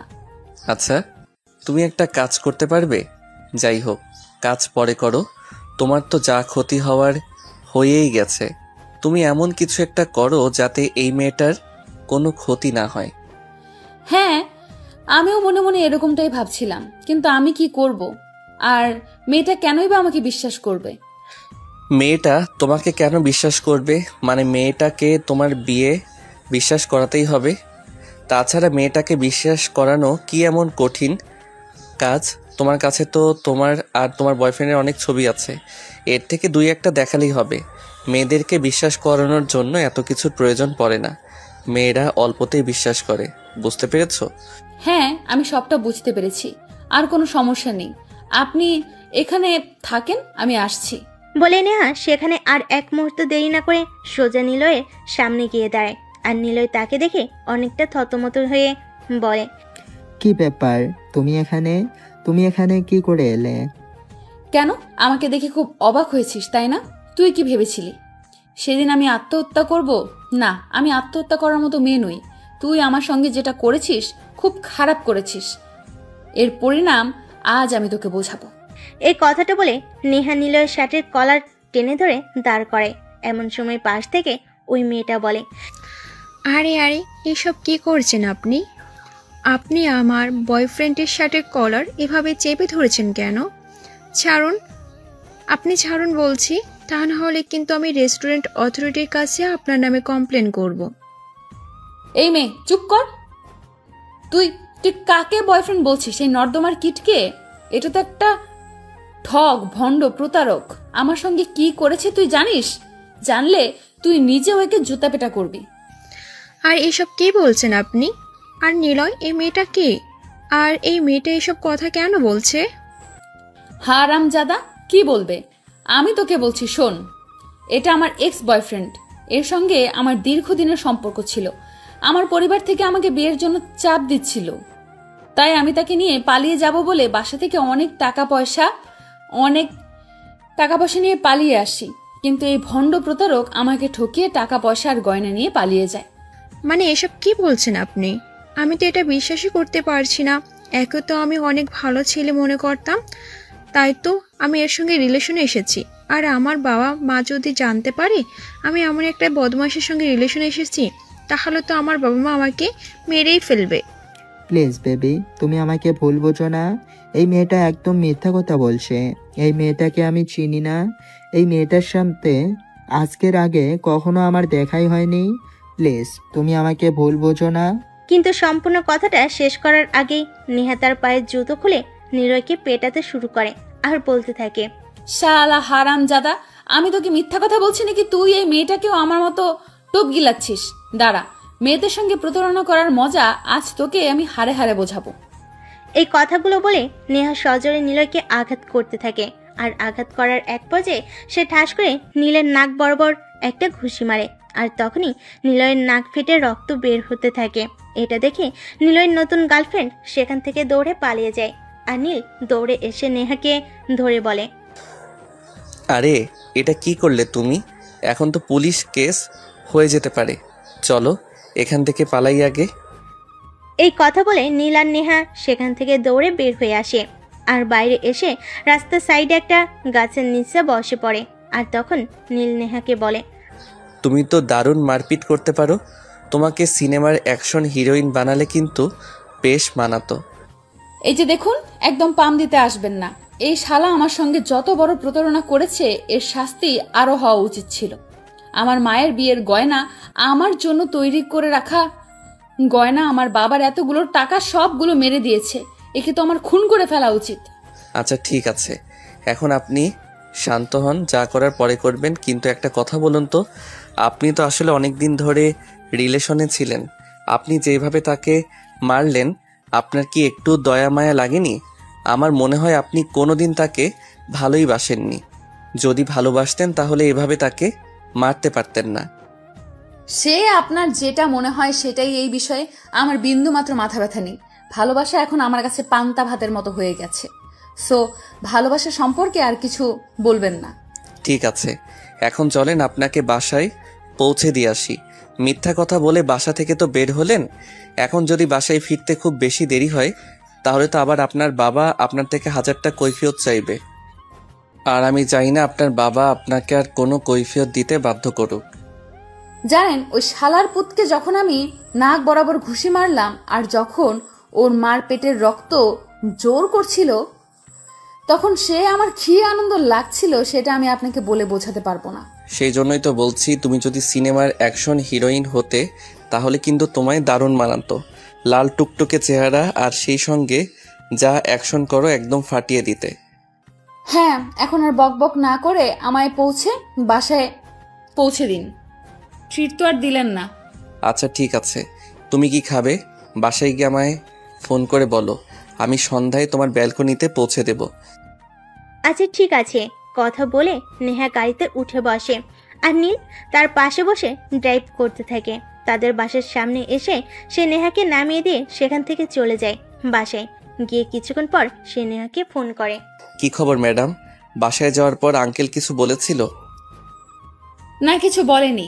যেখানে আপনার বুদ্ধি আছে সেখানে অন্য কারো কিছু বলার সাহস আছে নাকি? আচ্ছা, আপনার মাথাটা দিয়ে বানানো বলবেন। যদি কোনোদিনও সেরকম কোনো সম্পর্ক গড়ে ওঠে তাহলে অবশ্যই বলবো। যাই হোক, তুমি কিছু খাবে বলেছিলে, বলো কি খাবে? আমি সন্ধ্যায় তোমার ব্যালকনিতে পৌঁছে দেব। আচ্ছা, আপনার মাথাটা কি দিয়ে বানানো বলবেন? আরে না, আমি কিছু খাবো না, এমনিতেই আপনার সঙ্গে মজা করছিলাম। আর কি, তাছাড়া আমার বাবার বাড়িতে আর নতুন 2জন সিকিউরিটি গার্ড নিয়োগ করেছে। আপনি কোনোভাবেই আসতে পারবেন না। আমি কিভাবে আসবো না আসবো সেসব একান্তই আমার ব্যক্তিগত ব্যাপার। সেসব বিষয়ে তোমাকে চিন্তা করতে হবে না। তোমাকে আমি যেটা বলেছি তুমি সেটাই করো। কি খাবে বলো? আচ্ছা ঠিক আছে, আপনি যখন এতটা রিস্ক নিতে চাইছেন তাহলে আমিও দেখতে চাই আপনি কত বড় বীর পুরুষ। একটা কাজ করবেন, আমার কাচ্চি বিরিয়ানি খেতে খুব মন চাইছে, 1 প্যাকেট কাচ্চি বিরিয়ানি হলেই হবে। আচ্ছা ঠিক আছে, আপনি যখন এতটা রিস্ক নিতে চাইছেন তাহলে আমিও দেখতে চাই আপনি কত বড় বীর পুরুষ। একটা কাজ করবেন, আমি কাচ্চি বিরিয়ানি খেতে খুব মন চাচ্ছে, একটা কাচ্চি বিরিয়ানি হলেই হবে। এই সামান্য 1 প্যাকেট কাছে বিরিয়ানি, আর এটা আমি তোমাকে খাওয়াতে পারবো না। ওকে, তুমি ওয়েট করতে থাকো। সন্ধ্যা 7টা বাজে, এর আগেই তোমার বেলকনিতে কাচ্চি বিরিয়ানি পৌঁছে যাবে। এই কথা বলে সঙ্গে সঙ্গে নীল ফোনটা কেটে দেয়। আর এদিকে বিকেল গড়িয়ে সন্ধ্যা হতে থাকে। নেহা অপেক্ষা করতে থাকেন নীল কখন তার জন্য বিরিয়ানি নিয়ে আসবে। আদৌ কি নীল তার জন্য বিরিয়ানি নিয়ে আসতে পারবে? আর আসলো কি সেটা তার হাত পর্যন্ত পৌঁছবে, তার পেটে পড়বে? তো ভিউয়ার্স, চলুন দেখা যাক কি হয়। সন্ধ্যা হবে এমন সময় নীল বাসা থেকে বের হয় আর তার পরিচিত বেস্ট কাচ্চি বিরিয়ানি যেখানে পাওয়া যায় সেখানে চলে যায়। সেই দোকান থেকে 2 প্যাকেট কাচ্চি বিরিয়ানি কিনে তারপর সেখান থেকে সোজা নেহার বাসায়। তার বাসার সিকিউরিটি গার্ড আছে, সামনে রেখে পিছনের গেটে তো আর কোনো সিকিউরিটি নেই। তারপর সেখান থেকে সোজা নেহার বাসা। তার বাসায় সিকিউরিটি গার্ড আছে, সামনে রেখে পিছনের গেটে তো আর কোনো সিকিউরিটি গার্ড নেই। তাই নীল দেওয়াল টপকে বাড়ির ভিতরে প্রবেশ করে আর পানির পাইপে নেহার বেলকনি পর্যন্ত চলে আসে। নেহা তখন নিজের রুমে বসে বসে নীলের জন্য অপেক্ষা করছিল। নীল বেলকনিতে উঠে গেছে, কারণ বেলকনিতে কোনো গ্রিল দেওয়া ছিল না, তাই সহজেই রুমের ভিতরে চলে আসে। নীলকে দেখে নেহা একটা চিৎকার দিবে এমন সময় নীল তার মুখ চেপে ধরে আর বলে, এই কি করছো তুমি? তুমি চিৎকার দিলে তো তোমার বাবা মা জেনে যাবে এখানে আমি এসেছি। একটা কাজ করো, তাড়াতাড়ি রুমের দরজাটা লাগিয়ে দিয়ে এসো। কিন্তু আপনি এখানে আসলেন কিভাবে? আমাদের বাড়ির সিকিউরিটি গার্ড আপনাকে দেখেনি? সিকিউরিটি গার্ড যদি আমাকে দেখতেই পেত তাহলে আমি এখনো এখানে দাঁড়িয়ে আছি কিভাবে? তাহলে তো এতক্ষণে মেরে আমার হাড় মাংস এক করে দিত। যাই হোক, তোমাকে যেটা বলেছি সেটাই করো। তখন নেহার রুম থেকে বের হয়ে চারপাশ একটু ভালো করে দেখে, তারপর রুমে এসে দরজাটা লাগিয়ে দেয়। আর বিরিয়ানির প্যাকেট দুটো তখন নীল নেহার হাতে তুলে দেয়। দুটো বিরিয়ানির প্যাকেট দেখে নেহা বলে, আরে আপনি তো দেখছি পাগল হয়ে গেছেন। আমি বিরিয়ানি খেতে চাইলাম বলে আপনি 2 প্যাকেট নিয়ে এসেছেন। আমি তো 1 প্যাকেট বিরিয়ানি শেষ করতে পারি না, সেখানে 2 প্যাকেট কিভাবে শেষ করব? তুমি কি নিজের খাওয়া ছাড়া দুনিয়াতে আর কিছু বুঝো না নাকি?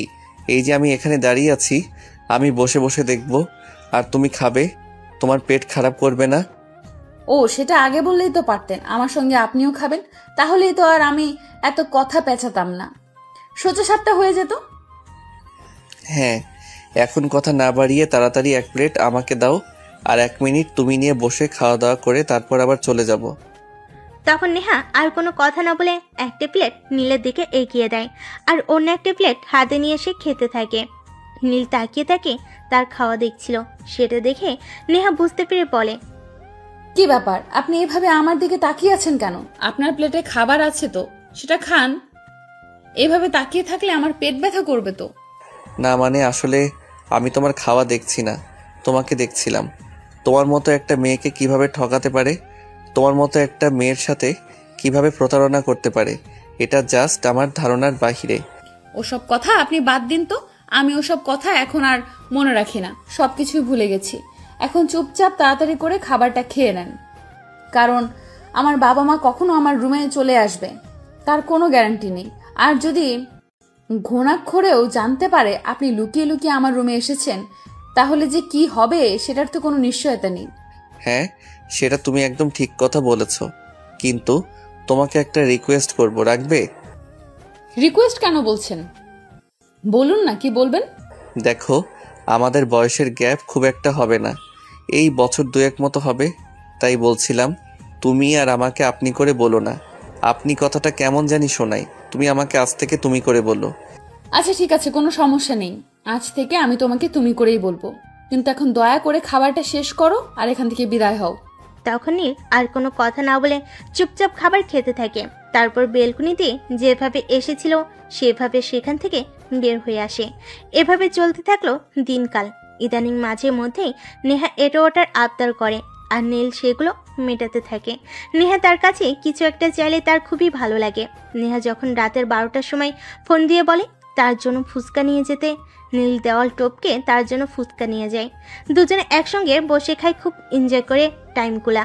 এভাবেই চলতে থাকে তাদের সময়। ইদানিং নীল বুঝতে পারে নেহা তার প্রতি অনেকটাই দুর্বল।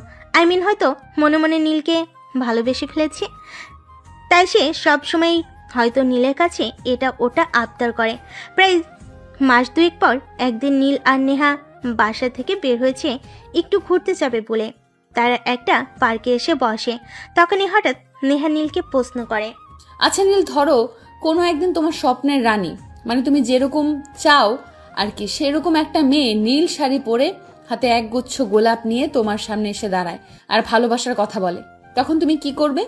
সেরকম কেউ আমার জীবনে আসবে না সেটা আমি জানি, কিন্তু তারপরও যদি আমার মতো আনস্মার্ট রোমান্টিক একটা ছেলেকে কেউ ভালোবাসে আর নীল শাড়ি হাতে একগুচ্ছ লাল গোলাপ নিয়ে প্রপোজ করতে আসে, আমি সঙ্গে সঙ্গে তাকে অ্যাকসেপ্ট করে নেব আর আমার বুকে জড়িয়ে নেব। তবে সেটা হতে হবে কোনো স্পেশাল ডেতে, যেমন আমার বার্থডে বা এরকম কোনো স্পেশাল ডেতে। তখন নীল আর কোনো কথা বলেনি। সেই দিনকার মতো ঘোরাঘুরি শেষ করে বাসায় চলে আসে। আসলে নেহা জানে তার জন্মদিন কবে। তার জন্মদিন খুব বেশি দূরে নয়, তাই তো কাছেই, আর 1 সপ্তাহ পরে। তাই সে সেই দিনটার জন্য প্রস্তুতি নিতে থাকে। এদিকে দেখতে দেখতে নীলের জন্মদিন চলে আসে। জন্মদিনের 2 দিন আগে নীল নেহাকে তার পরিবার সহ তাদের বাড়িতে ইনভাইট করে। যেহেতু নেহার বাবার সঙ্গে নীলের পরিচয় আগে থেকেই ছিল, তাই সেদিন নেহা আর তার বাবার নীলদের বাড়িতে যায়। নেহা আজ অনেক সুন্দর একটা নীল রঙের শাড়ি পরেছে, সেই সঙ্গে তার খোপায় অনেকগুলো গোলাপ ফুল গাঁথা আছে, সেজন্য সে একটু সাজগোজ করেছে। তাই সব মিলিয়ে নেহাকে একটু অন্যরকম লাগছে। এদিকে জন্মদিনের অনুষ্ঠান শুরু হয়ে গেল। নীল কেক কেটে সবাইকে খাইয়ে দিল। তখনই নেহা তার কানের কাছে মুখ নিয়ে বলল, একটু ছাদে যেতে। এই কথা বলে নেহা নীলদের ছাদে চলে আসে আর পিছন পিছন নীলও আসে। বাকি সবাই নিজের অনুষ্ঠানে মগ্ন ছিল, তাই কেউ কিছু খেয়াল করেনি। নীল যখন ছাদে আসলো তখন তার সামনে হাঁটু গেড়ে বসে একগুচ্ছ লাল গোলাপ নিয়ে নীলকে বলে, নীল, জীবনে হয়তো কাউকে মন থেকে ভালোবেসে উঠতে পারিনি, তাই কাউকে এমনভাবে ভালোবাসার কথা কখনোই বলা হয়নি, কিন্তু তোমাকে দেখে আমি সত্যিই ভালোবেসে ফেলেছি, একদম মন থেকে ভালোবাসা যেটাকে বলে। তাই Neel, I love you, please accept me. I love you too সোনা। আমি জানতাম তুমি আমাকে মনে মনে ভালোবেসে ফেলেছ, কিন্তু তোমার মনের কথাটা আমাকে বলতে পারছো না। আর আমি নিজের থেকে কেন বলিনি জানো? আমি যদি বলতাম তাহলে তুমি হয়তো দেমাগ দেখাতে আমাকে অ্যাকসেপ্ট করতে সময় নিতে, কিন্তু তোমার এভাবে সময় নেওয়াটা আমার মোটেও পছন্দ হতো না। তাই কৌশলে ছলে বলে তোমাকে দিয়েই বলিয়ে নিলাম। তার মানে তুমি আমার সঙ্গে চিট করেছো, তাই না? ঠিক আছে, তোমার সঙ্গে আর কোনো কথাই বলবো না। এই কথা বলে মুখটা একটা ভেঙচি মেরে নেহা সেখান থেকে চলে যেতে চাইছিল, কিন্তু নীল তাকে সেটা করতে দিল না। পিছন থেকে নেহার হাত ধরে ফেলে আর একবারে তার বুকের সঙ্গে মিছিয়ে নিয়ে নেহার ঠোঁটের কাছে ঠোঁট দুটো রেখে বলতে থাকে, এই কোথায় যাচ্ছ তুমি? ভালোবাসার কথা বলে আমায় পাগল করে রেখে চলে যাবে আর আমি তোমাকে যেতে দিব? এটা তুমি ভাবলে কি করে? আমাকে ভালোবাসা যায়, ভুলে থাকা যায় না। এ কি করছো তুমি? ছাড়ো আমাকে, কেউ দেখে ফেলে কি হবে জানো? না ম্যাডাম, এসব বলে আমাকে কোনো লাভ হবে না, কারণ এখানে কেউ আসবে না। আমি তাদেরকে এদিক থেকে লাগিয়ে এসেছি, তাই কেউ আসার কোনো চান্স নেই। ছাড়ো তুমি, আমার খুব ভয় করছে, আমি নিঃশ্বাস নিতে পারছি না, নিঃশ্বাস নিতে কষ্ট হচ্ছে। হ্যাঁ, সেটা তুমি দেখতেই পাচ্ছি যে তোমার বুকটা ধড়ফড় করছে, কিন্তু ভালোবাসার মানুষের কাছে আসলে যে এমনটাই হয় সেটা তোমার জানা নেই। এই কথা বলে নীল তাকে আরেকটু টান দিয়ে তার কাছে টেনে নেয় আর ঠোঁটে আলতো করে একটা ভালোবাসার পরশ এঁকে দেয়। নেহা নীলের ঠোঁটের ছোঁয়া পেয়ে একদম কেঁপে ওঠে, তার সারা শরীর কাঁটা দিয়ে ওঠে। সেটা দেখে নীল বলে, এই কি হয়েছে তোমার? তুমি এভাবে কাঁপছো কেন? এখানে তো তুমি আর আমি ছাড়া অন্য কেউ নেই। এত ভয় পাওয়ার কি আছে? আমি ভয় পাচ্ছি না, তোমার ছোঁয়া পেয়ে সত্যি আমার কেমন যেন লাগছে। প্লিজ আমাকে ছেড়ে দাও, আমি আর নিতে পারছি না। তখন নীল আর কোনো কথা না বলে নেহাকে ছেড়ে দেয়, আর নেহা ছাড়া পেয়ে এক দৌড়ে নিচে চলে আসে। তারপর বাড়িতে খাওয়া দাওয়া করে রাতে তার বাবাকে নিয়ে বাসায় চলে আসে। সে দেখে ছেলের জন্মদিন উপলক্ষে নীলের বাবা বাড়িতে এসেছে। তাই পরের দিন সকালবেলা তিনি নীলকে ব্রেকফাস্ট টেবিলে ডাকেন আর নীলকে বলেন, নীল, তোমাকে আমি কয়েকদিন আগে একটা কথা বলেছিলাম, সেটা তোমার মনে আছে? মানে তোমার বিয়ের বিষয়ে। এই কথা শুনে তো নীলের মাথায় একদম আকাশ ভেঙে পড়ে। কি করবে কিছু ভেবে পাচ্ছে না, কারণ সে এই মুহূর্তে নেহাকে ভালোবাসে। নেহাকে ছাড়া অন্য কাউকে বিয়ে করা তার পক্ষে সম্ভব নয়। এখন সে কি করবে কিছুই ভাবতে পারছে না। বাবাকে কি বলবে ঠিক তখনই তার বাবা আবার বলতে থাকে, নীল, কি ব্যাপার নীল, তোমাকে কিছু বলেছি? তুমি আমার কথার উত্তর দিচ্ছ না কেন? কি হয়েছে তোমার, বলো আমাকে। না বাবা, আমার কিছুই হয়নি, আমি একদম ঠিক আছি। আর তোমার কথা আমার মনে আছে, মনে থাকবে না কেন? আমি কি ভুলো মনের মানুষ নাকি? তুমি তো আমাকে বলেছিলে তোমার পরিচিত একজনের মেয়ের সঙ্গে তুমি আমার বিয়ের কথা বলেছ, যদিও সেই মেয়ের সঙ্গে এখনো পর্যন্ত তোমার, আমার বা পরিবারের কারোরই দেখা হয়নি। হ্যাঁ, একদমই তাই। আমি এবার 1 সপ্তাহের জন্য এখানে এসেছি, তাই আমি চিন্তা করছি আজ বিকালেই আমি মেয়ের বাবার সঙ্গে ফোনে কথা বলবো এবং আগামীকাল তোমাকে নিয়ে সেখানে যাব। নীলের ভয়ে হাত পা ঠান্ডা হয়ে আসছে। সে কি করবে আর কি বলবে, তাই সে কোনো কথা না বলে চুপচাপ রুমে চলে আসে। আর রুমে এসে চিন্তা করতে থাকে এই কথাটা সে নেহাকে কিভাবে বলবে, আর বলার পর নেহার রিয়াকশনটাই বা কি হবে। কিন্তু সে এসব কথা নেহাকে বলার আগে নেহা তাকে ফোন করে। ফোন রিসিভ করতে নেহা বলতে থাকে, নীল, সর্বনাশ হয়ে গেছে। যেটার ভয় পাচ্ছিলাম সেটাই হচ্ছে। তোমাকে তো আমি বলেছিলাম আমার বাবা ওনার পরিচিত একজনের ছেলের সঙ্গে আমার বিয়ের সম্বন্ধ করেছেন, আর আজকে নাকি ওই লোক আমার বাবাকে ফোন করেছে, আগামীকাল নাকি আমাকে দেখতে আসবে। এখন আমি কি করব বলো, আমি কিছু ভেবে পাচ্ছি না। নীল প্লিজ কিছু একটা করো, আমি কিছু ভাবতে পারছি না। কি বলছো? আমি তো কিছুই বুঝতে পারছি না। আমিও তো ভাবছিলাম তোমাকে ফোন করব, আমিও তো সেই একই সমস্যায় পড়ে গেছি। আমি তো তোমাকে বলেছিলাম আমার বিয়ে হতে পারে, কারণ আমার বাবা ওনার পরিচিত একজনের মেয়ের সঙ্গে আমার বিয়ের সম্বন্ধ করছেন। আর গতকাল যখন আমার বাবা বাড়িতে আসছেন, আজকে সকালে আমাকে এই কথাটা বলেন। এখন কি হবে কিছুই তো বুঝতে পারছি না। আমি যদি তোমাকে না পাই তাহলে কিন্তু আমি সত্যি নিজেকে শেষ করব। কারণ নিলয়কে হয়তো আমি ভালোবাসিনি, কিন্তু তোমাকে আমি অনেক ভালোবাসি। তোমাকে ছাড়া আমার জীবন অসম্পূর্ণ। আমিও তো তোমাকে অনেক ভালোবাসি, তোমাকে ছাড়া কি আমি থাকতে পারবো সেটা তুমি বুঝতে পারো না? ঠিক আছে, মাথা ঠান্ডা করো, আমাকে একটু ভাবতে দাও। তখন নেহা চুপচাপ ফোন কানে ধরে বসে থাকে।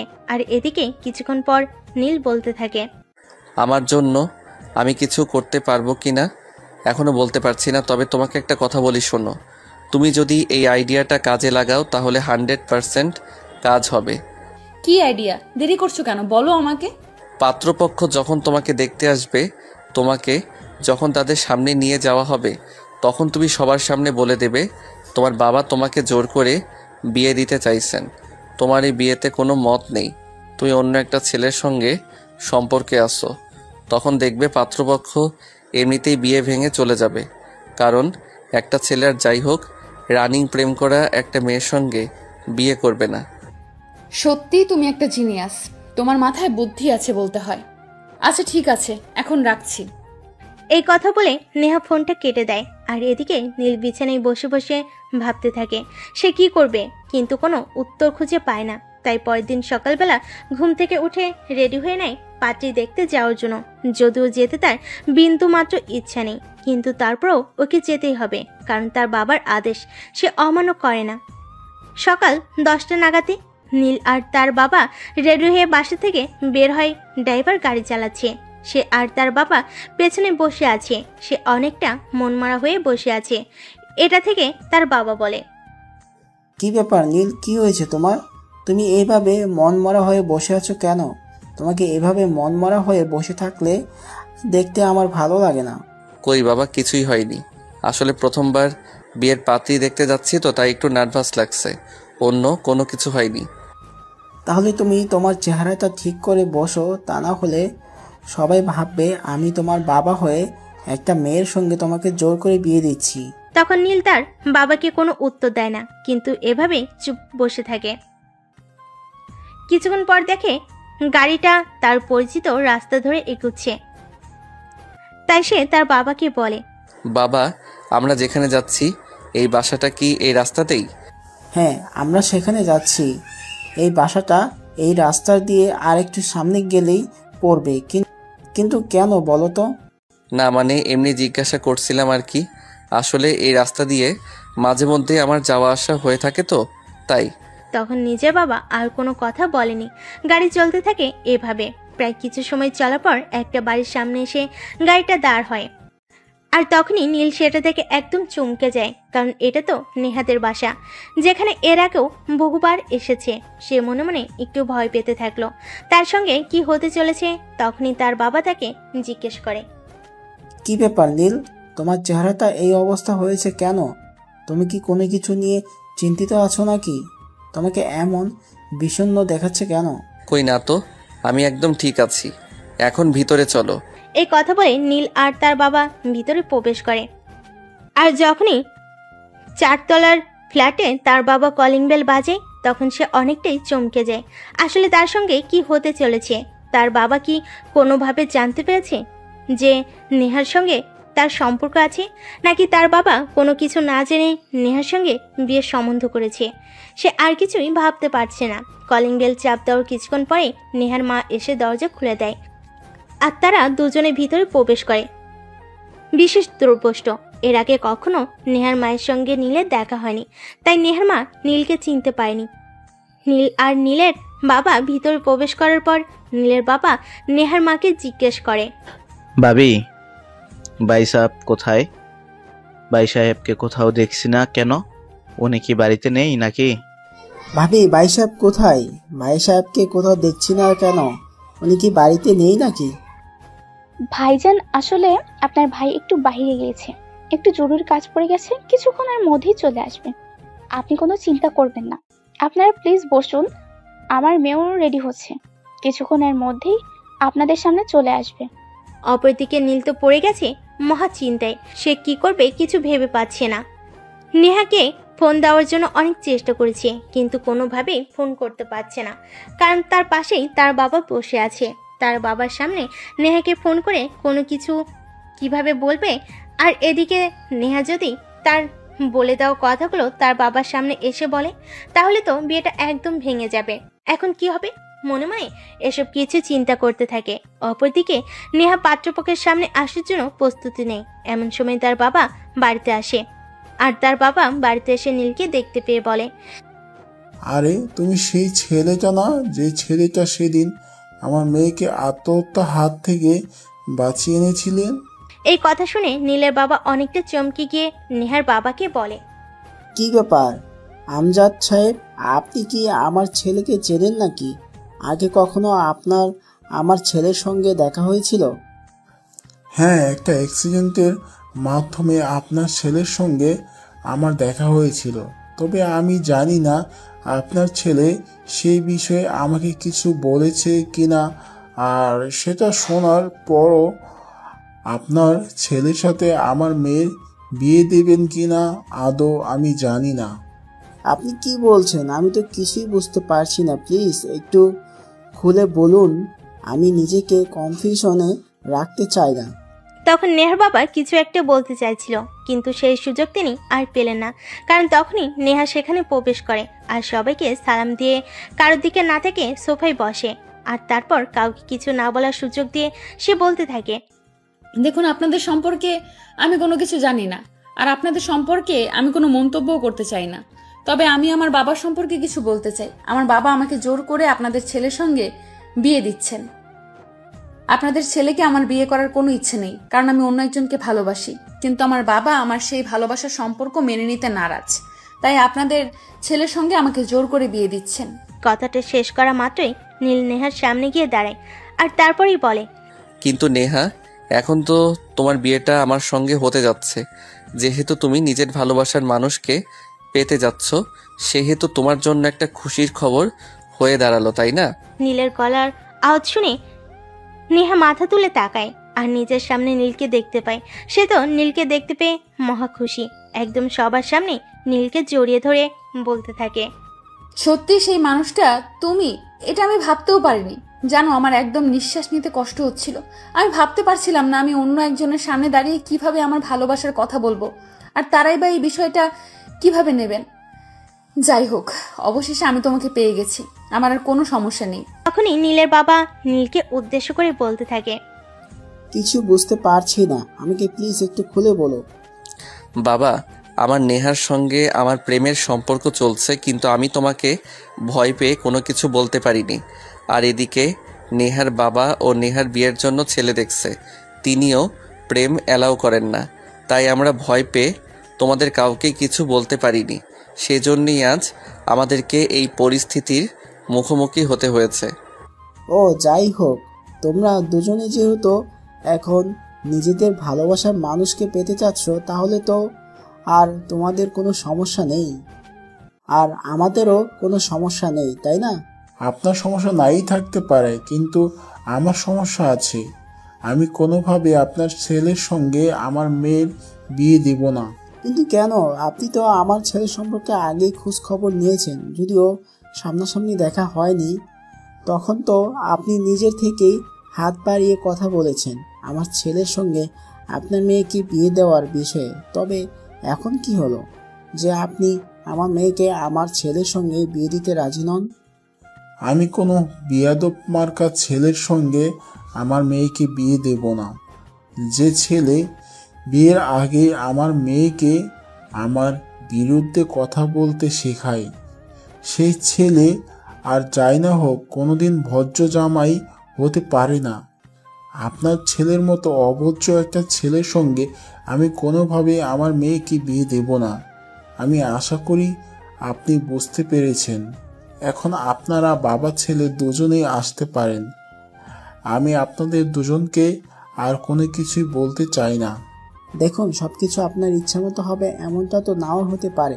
আপনি এতদিন নিজেই আমাকে এত প্যারা দিয়েছেন আপনার মেয়েকে আমার বাড়িতে নিয়ে যাওয়ার জন্য, আর এখন আপনি নিজেই বলছেন আমি কি আপনার ছেলের হাতে তুলে দেব না?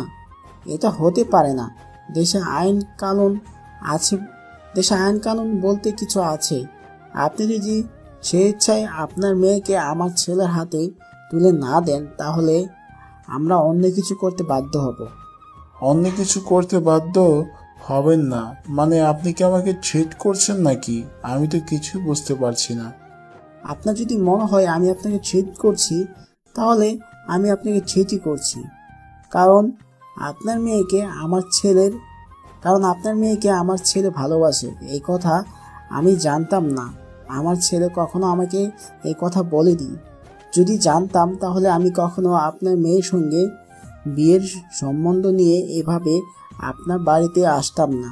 রাস্তা থেকে আপনার মেয়েকে তুলে নিয়ে কাজী অফিসে আমার ছেলের সঙ্গে বিয়ে করিয়ে দিতাম। আপনি তো দেখছি আমার ঘরে বসে আমাকে হুমকি দিচ্ছেন। জানেন এর জন্য আমি কি করতে পারি? হ্যাঁ, আমি খুব ভালো করেই জানি আপনি কি বলতে পারেন। যাই হোক, আমি কিন্তু শেষবারের মতো বলছি, আপনি সেই ইচ্ছে রাজি হন, তা না হলে কিন্তু আমরা খারাপ কিছু করতে বাধ্য হব, বলে দিলাম। কারণ আপনার মেয়েকে যেহেতু আমার ছেলে ভালোবাসে, আমারও পছন্দ হয়েছে, তাই আমি আমার বাড়ির পুত্রবধূ বানাবো, সেটা যেভাবেই হোক। এই কথা বলে নীলের বাবা বসা থেকে উঠে দেয়, আর তারপর নীলের হাত ধরে টান দিয়ে তাকে উঠে দাঁড় করে, আর নেহার বাবার দিকে তাকিয়ে বলে, আপনাকে আমি 1 সপ্তাহ সময় দিয়ে গেলাম। 1 সপ্তাহ সময়ের মধ্যে যদি আপনি আপনার মেয়ের আর আমার ছেলের বিয়ের তারিখ ঠিক না করেন, তাহলে কিন্তু আমি যেটা বলেছি আমি সেটাই করব। আপনার মেয়েকে তুলে নিয়ে কাজী অফিসে আমার ছেলের সঙ্গে বিয়ে দেব, এই কথাটা আপনি মনে রাখবেন। তখনই আর বাবা আর কোনো কথা বলেনি, চুপচাপ সোফায় গিয়ে বসে থাকে। এদিকে নীল আর তার বাবা সেখান থেকে চলে যায়। তখন নেহা তার বাবার পাশে গিয়ে বসে আর বলে, বাবা, তুমি এরকম কেন করছো? প্লিজ আমাদের সম্পর্কটা মেনে নাও। তুমি তো অজান্তেই নীলের সঙ্গে আমাকে বিয়ে দিতে চাইছিলে। এখন যেহেতু আমরা দুজনকে ভালোবাসি, সেহেতু আমাদের এই সম্পর্কটা মেনে নিতে তোমার সমস্যা কোথায়? প্লিজ বাবা। নেহা, তুমি এখন চোখের সামনে থেকে দূর। আমি কোনো কথা বলতে চাইছি না। আমাকে প্লিজ একা থাকতে দাও আর চিন্তা করতে দাও। সে তুমি চিন্তা করার যাই করো, তোমাকে আমি শেষবারের মতন জানিয়ে দিয়েছি, তুমি যদি আমাকে নীলের সঙ্গে বিয়ে না দাও তাহলে আমি জীবনে বিয়েই করব না। আর নীলকে যদি আমি না পাই তাহলে আমি এই জীবনও আর রাখবো না। এই কথা বলে সেখান থেকে আর এক মুহূর্ত কাল বিলম্ব না করে নেহা নিজের রুমে চলে আসে। সে বিছানায় বসে বসে মোবাইল টিপাটিপি করছিল। এমন সময় হঠাৎই নীল তাকে ফোন দেয়। কি ব্যাপার নেহা, কি করছিলে? অবশেষে তোমার সঙ্গে আমার বিয়েটা হতে চলেছে, এখন তোমার কেমন লাগছে? কেমন লাগছে সেটা এখনো বলতে পারছি না, কারণ আমার বাবা তো এখনো রাজি হলো না তোমার সঙ্গে আমাকে বিয়ে দিতে। যাই হোক, আমি কিন্তু আমার বাবাকে শেষবারের মতন জানিয়ে এসেছি, তিনি যদি আমাকে বিয়ে না দেন তাহলে আমি অন্য কাউকে বিয়ে করব না। আরে বাবা, তুমি কত চিন্তা করো না।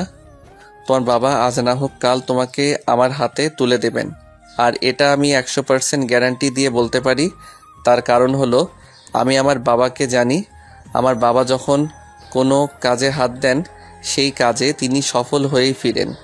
হ্যাঁ, আমিও আল্লাহ পাক রাব্বুল আলামিনের কাছে এটাই চাই যে আমাদের ভালোবাসা যেন পরিপূর্ণতা পায়। আমাদের ভালোবাসা যদি পরিপূর্ণতা না পায় তাহলে আমার মতো দুঃখী মানুষ এই পৃথিবীতে আর একটাও থাকবে না। হয়েছে, এখন ওইসব কথা বাদ দাও, একটু আমাকে খুশি করো। মানে তুমি কি বলতে চাইছো? আমি তো কিছুই বুঝতে পারছি না। আমি তোমাকে কিভাবে খুশি করব?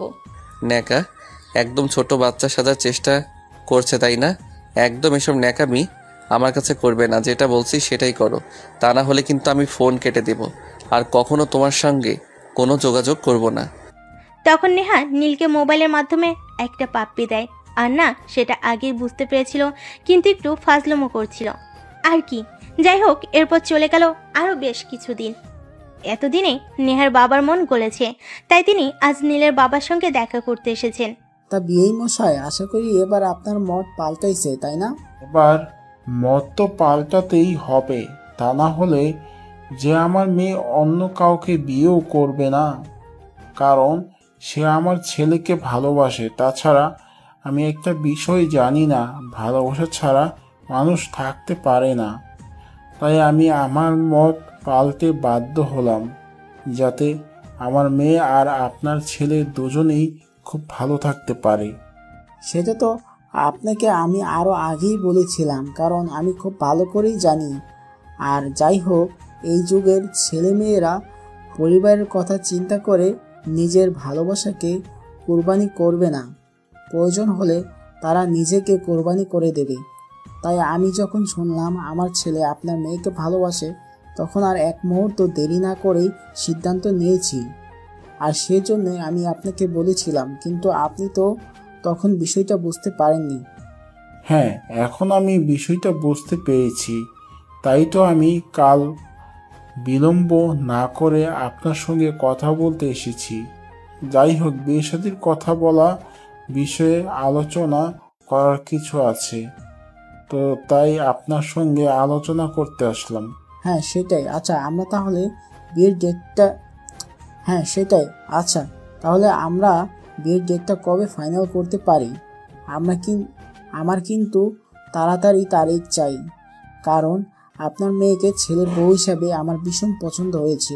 তাই আমি তাড়াতাড়ি আপনার মেয়েকে আমার বাড়িতে নিয়ে আসতে চাই। আপনি চাইলে আগামী সপ্তাহে তারিখ রাখতে পারেন। আগামী সপ্তাহে আমি একদম ফ্রি আছি, আমার কোনো সমস্যা নেই। আরে আপনি কি বলছেন? আগামী সপ্তাহে কেন? আগামী সপ্তাহে তো অনেক দেরি হয়ে যাবে। আমি তো চাইছিলাম 2-1 দিনের মধ্যে আপনার মেয়েকে আমাদের বাড়িতে নিয়ে আসতে। এভাবে হয় নাকি? আপনি তো জানেন বিয়ে শাদীর ব্যাপার স্যাপার, কেনাকাটা, অ্যারেঞ্জমেন্ট বলে একটা বিষয় আছে, একটু তো সময় লাগবেই, তাই না? ওই সব কিছু আমার উপর ছেড়ে দিন। কেনাকাটা আর অ্যারেঞ্জমেন্ট ওই সব কিছু নিয়ে আপনাকে কোনো চিন্তা করতে হবে না, যা করার আমি করব। আর আমার কোনো কাজ করতে খুব একটা সময় লাগবে না। সেটা বললে হয়, হাজার হোক আমি মেয়ের বাবা, তাছাড়া আপনাদেরও একটা ডিমান্ড থাকতে পারে, তাই সব কিছু মিলিয়ে একটু তো সময় লাগবেই। ও আচ্ছা, তাহলে আমি এত করে আসল বিষয়টা বুঝতে পেরেছি। কিন্তু আপনাকে খুব দুঃখের সহিত জানাতে হচ্ছে, আমরা সেই পরিবার নিয়ে, যেই পরিবার বিয়ের সময় মেয়ের বাড়ি থেকে যৌতুক নেই। আমরা সুস্থ সবল খেটে খাওয়ার মানুষ। আমরা নিজের উপর চলতে পারি। আমাদের অন্যের উপার্জনের ওপর ডিপেন্ড করতে হয় না। তাই ওইসব কিছু নিয়ে আপনার চিন্তা করার কোনো কারণ নেই। আপনি নিশ্চিন্ত মনে বিয়ের জন্য কোনো প্রস্তুতি নিন। আমরা আগামী পরশুদিন আপনার মেয়েকে আনতে যাব।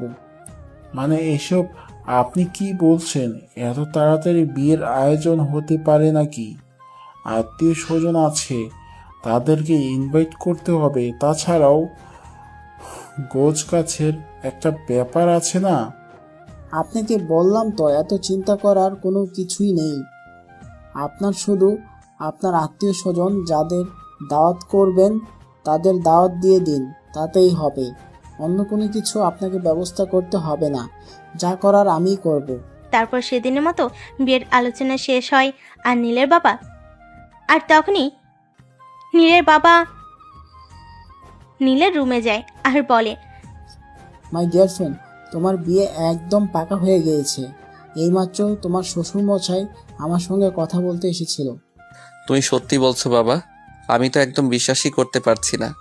আর বাবা রাজি হবে না আগে আমার হাতে তুলে দিতে? এটা তো আমার কাছে জাস্ট কল্পনার মতো মনে হচ্ছে। থ্যাংক ইউ মামা, থ্যাংক ইউ সো মাচ। তোমার জন্যই হয়তো আজ আমার ভালোবাসা সফল হতে যাচ্ছে। তোমাকে কি বলে ধন্যবাদ দেব সেই ভাষা আমার জানা নেই। তারপর নীলের বাবা সেখান থেকে চলে যায়। আর নীল তখনই মোবাইলটা বের করে নেহাকে ফোন দেয়, এই খুশির খবরটা দেয়। এই কথা শুনে নেহা নীলকে বলে, জানো নীল, আমি সত্যিই বিশ্বাস করতে পারছি না অবশেষে আমার বাবা আমাদের ভালোবাসার সম্পর্ক মেনে নিচ্ছেন।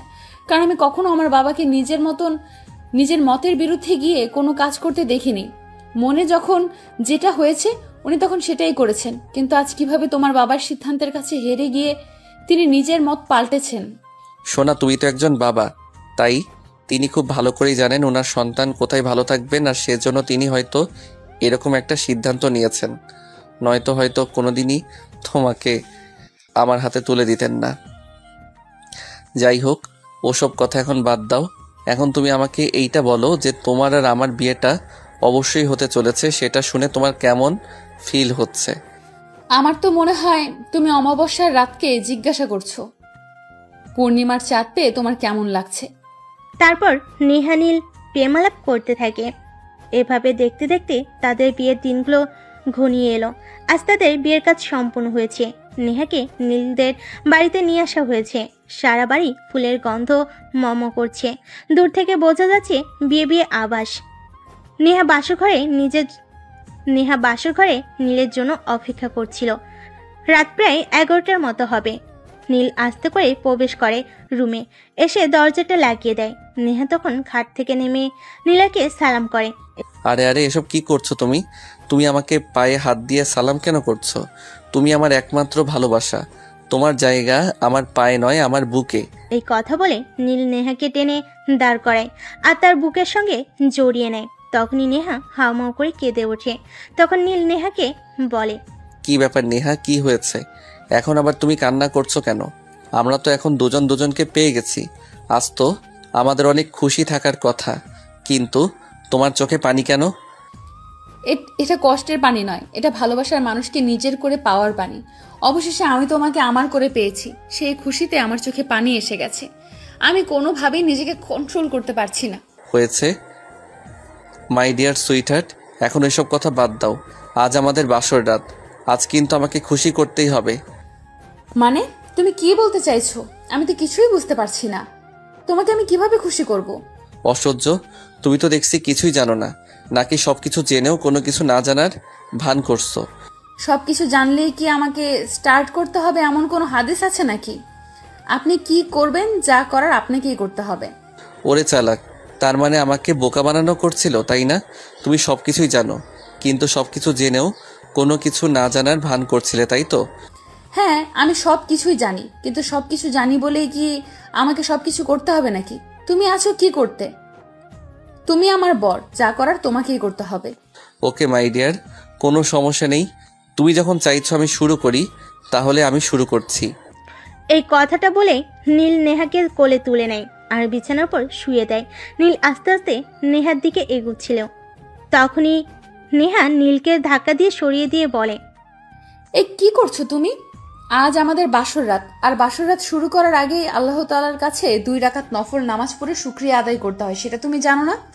জানি না, তবে শুনেছিলাম, কিন্তু তোমাকে এতটা কাছে পেয়ে আমি নিজেকে কন্ট্রোল করতে পারছি না। ওসব কথা বলে কোনো কাজ হবে না, এখন চুপচাপ ফ্রেশ হয়ে আসো, দুজন একসঙ্গে নামাজ পড়বো। আমি ফ্রেশ হয়ে আসবো, আর তুমি কি করবে? তোমাকে ফ্রেশ হতে হবে না, তুমিও জানো। দুজন একসঙ্গে ফ্রেশ হয়ে এসে তারপরে নামাজ পড়বো। তখনই নীল আর নেহার দুজনে একসাথে ওয়াশরুমে ঢুকে তারপর ফ্রেশ হয়ে অজু করে নামাজ পড়তে বসে। নামাজ শেষে নেহা আল্লাহর কাছে অনেক কান্নাকাটি করে। যেভাবে সে নিজের ভালোবাসাকে চিনেছে, যেভাবে সে নিজের ভালোবাসার মানুষকে নিজের করে পেয়েছে, তাকে যেন আর কোনোদিনও ভালোবাসার মানুষকে হারাতে না হয়। তার ভালোবাসার মানুষটা যেন সারা জীবন তারই থাকে। এগুলো পাশে বসেই নীল শুনছিল।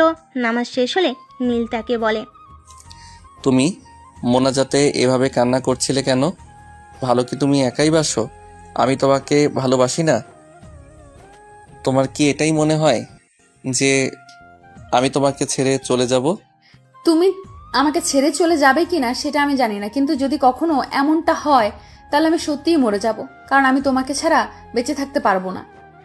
এই কথাটা শেষ করার আগেই নীল নেহার মুখ চেপে ধরে আর বলতে থাকে, খবরদার, আর কখনো এমন অলক্ষণে কথা তোমার মুখে আনবে না। আমি এসব কথা তোমার মুখ থেকে আর শুনতে চাই না। তুমি আমার প্রথম আর শেষ ভালোবাসা, তোমাকে আমি কখনোই হারাতে চাই না। এখন এইসব কথা মাথা থেকে ঝেড়ে ফেলে দাও। আমাদের বাসর রাত আছে, সেটা কি তুমি ভুলে গেছো নাকি? চলো, এখন বাসর করতে হবে তো। কিন্তু নীল, আমার না খুব ভয় করে, যদি কখনো তোমাকে হারিয়ে ফেলি তাহলে আমি কি নিয়ে বাঁচবো? তোমাকে ছাড়া আমি সত্যিই বেঁচে থাকতে পারবো না।